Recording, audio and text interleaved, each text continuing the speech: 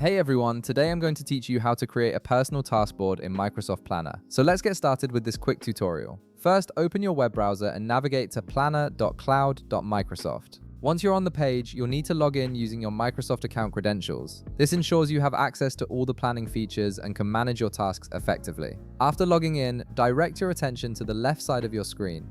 You'll see an option that says Create a Plan. Go ahead and click on it. This is where you'll begin building your personalized task board from the ground up. Now you'll be presented with several template options. These templates are designed to help you get started quickly depending on your specific needs. However, for this example, we're going to start with a clean slate. Click on Basic Plan to begin from scratch, then click Create Basic Plan. This gives you full control over how you want to structure your task board.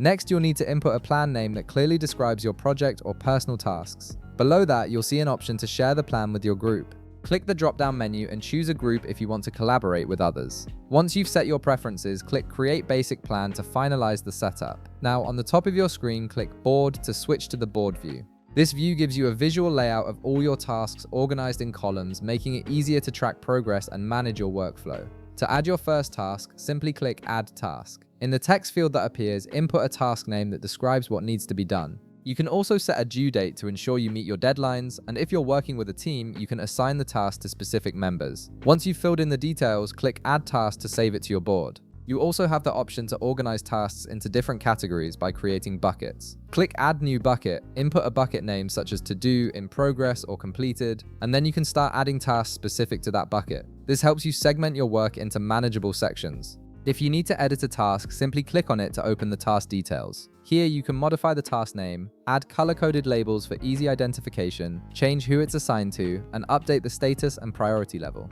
You can also adjust the start date and due date to better reflect your timeline. For recurring tasks, you have the option to make them repeat at regular intervals, which is perfect for routine activities. You can also adjust which bucket the task belongs to if your workflow changes. Additionally, you can add a checklist within the task to break it down into smaller actionable steps and include notes for any additional context or instructions. If you're collaborating with others, you can start a conversation directly in the task chat. This keeps all communication related to that specific task in one place, making it easier to track discussions and decisions. Once you're done reviewing or editing, simply close the task details to return to your board view.